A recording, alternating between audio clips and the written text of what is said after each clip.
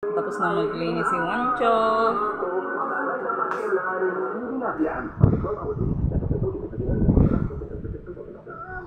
Kamot.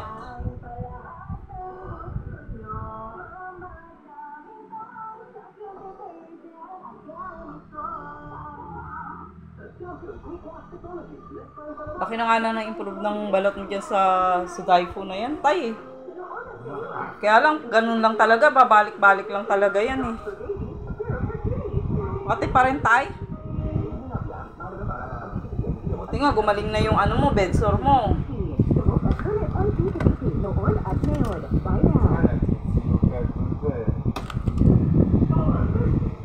Eh, kano nga, hindi ka naman napapaliguan.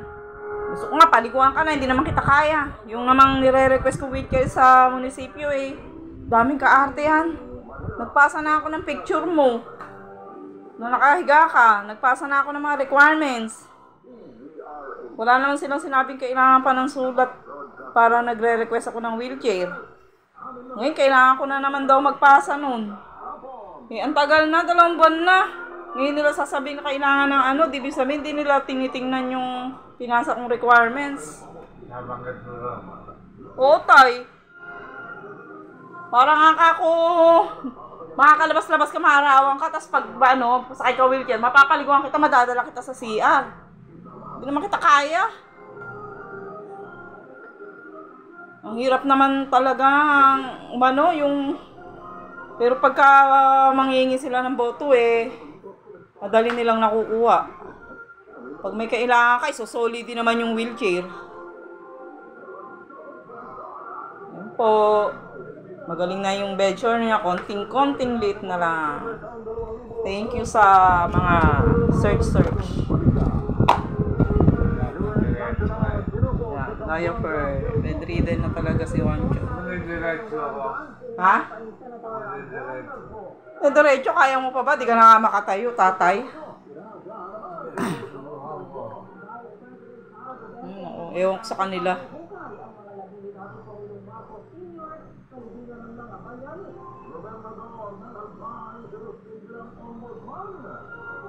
Like and subscribe.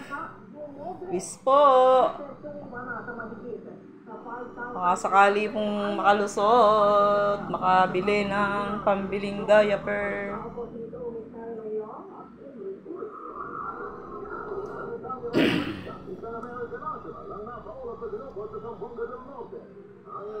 Mamaya ka na kumain, tay, ah. Bibili mo na ako ng gamot mo para madumi ka.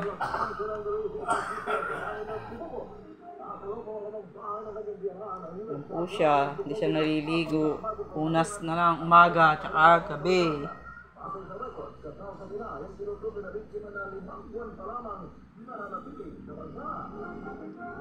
Diaper lang hinihingi kung kahit diaper lang, hirap ako sa diaper. Sobrang mahal po. Sobrang magastos.